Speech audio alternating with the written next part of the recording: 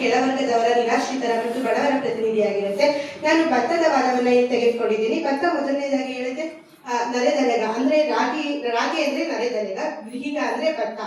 ಭತ್ತ ರಾಗಿಗೆ ಹೇಳುತ್ತೆ, ಏನೆಲ್ಲವೋ ನರೆದಲೆಗ ನೀನು ಸಮಾನನೇ ನನಗಿಲ್ಲಿ, ಅಂದ್ರೆ ನೀನ್ ನನಗೆ ಸಮಾನನ?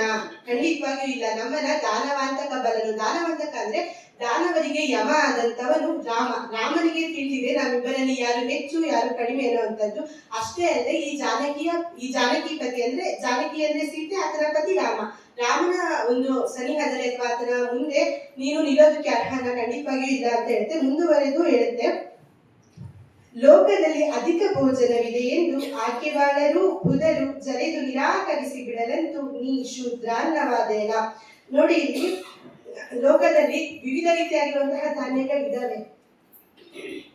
ಹಾಗಾಗಿ ಇಲ್ಲಿ ಆಕೆವಾಳರು ಅಂದ್ರೆ ವೀರರು, ವಿದ್ವಾಂಸರು, ವಿವಿಧ ರೀತಿಯ ಧಾನ್ಯ ಇರೋದ್ರಿಂದ ವೀರರು ವಿದ್ವಾಂಸರು ನಿನ್ನನ್ನು ನಿರಾಕರಿಸಿದ್ದಾರೆ.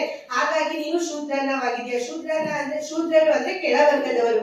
ಇಲ್ಲಿ ಭತ್ತ ರಾಗಿಗೆ ಹೇಳ್ತಾ ಇದೆ, ನೀನು ಕೆಳವರ್ಗದವರ ಆಹಾರ, ನೀನು ಕೆಳವರ್ಗದವರು ಸೇವಿಸುವಂತಹ ಆಹಾರ, ನಾನು ಮೇಲ್ಜಾತಿಯವರು ಸೇವಿಸುವಂತಹ ಆಹಾರ ಅನ್ನೋ ಹಿನ್ನೆಲೆಯಲ್ಲಿ ಹೇಳ್ತಾ ಇದೆ.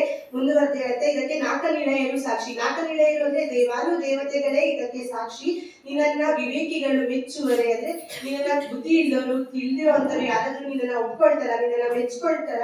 ಖಂಡಿತವಾಗಿಯೂ ಇಲ್ಲ, ಸಾಕು ನಡೆ ಅಂತ ಹೇಳ್ತಾ ಇದೆ. ಹಾಗೆ ಮುಂದುವರೆದು ಹೇಳುತ್ತೆ, ಕ್ಷಿತಿಯ ಅಮರರ ಉಪನಯನದಲ್ಲಿ ಸುವ್ರತ ಸುಭೋಜನ ಪರಮ ಮಂತ್ರಾಕ್ಷತೆಗಳಲ್ಲಿ ಶುಭ ಶೋಭನದಲ್ಲಿ ಆರತಿಗೆ ಹಿರಿಯರಲ್ಲಿ ಋತುಗಳ ಎಡೆಯ ಒಳಗೆ ಅರಮನೆಯಲ್ಲಿ ಪ್ರತಿದಿನವೂ ರಂಜಿಸುತ್ತ ದೇವರಿಗೆ ಅತಿಶಯದ ನೈವೇದ್ಯ ತಾನಿಗೇನು ಎಂದನಾ ವೃಹಿಗ.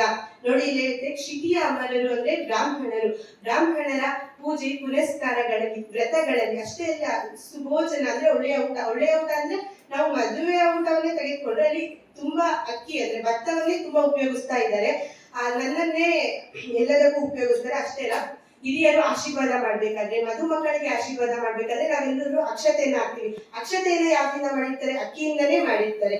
ಹಾಗಾಗಿ ಎಲ್ಲಾ ಶುಭ ಸಮಾರಂಭಗಳಲ್ಲಿ ನನ್ನನ್ನು ಉಪಯೋಗಿಸ್ತಾರೆ. ಅಷ್ಟೇ ಅಲ್ಲ, ಅರಮನೆಯಲ್ಲಿ ಇರುವಂತವರು ಎಲ್ಲರೂ ಶ್ರೀಮಂತರ ಮನೆಯಲ್ಲೂ ಅರಮನೆಯಲ್ಲೂ ಎಲ್ಲೆಡೆ ನಾನೇ ಆರಾಧಿಸ್ತೀನಿ, ನೀನೆಲ್ಲೂ ಇಲ್ಲ, ನಾನೇ ಶ್ರೇಷ್ಠ ಅಂತ ಹೇಳ್ತಾ ಇದ್ದೆ. ಅಷ್ಟೇ ಅಲ್ಲದೆ ದೇವರಿಗೆ ಪ್ರಿಯವಾಗಿರುವಂತಹ, ತುಂಬಾ ಇಷ್ಟವಾಗಿರುವಂತಹ ಧಾನ್ಯವೂ ಆಹಾರವೂ ನಾನೇ ಆಗಿದ್ದೀನಿ ಅಂತ ಹೇಳಿ ಭತ್ತ ತನ್ನನ್ನು ಹೊಗಳ್ಕೊಳ್ತಾ ಆ ರಾಗಿಯನ್ನ ಹೀಯಾಳಿಸ್ತಾ ಇದೆ. ಮುಂದುವರೆದು ಇದು ಹಲವು ಉದಾಹರಣೆಗಳನ್ನು ನೀಡುತ್ತೆ.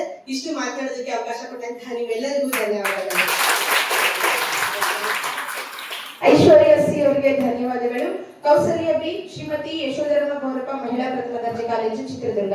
ಮುಂದಿನ ತಯಾರಿ ಸಿದ್ದೇಶ್ ಟಿ, ವಾಣಿಜ್ಯ ಪ್ರಥಮ ದರ್ಜೆ ಕಾಲೇಜು ಹಿರಿಯೂರು.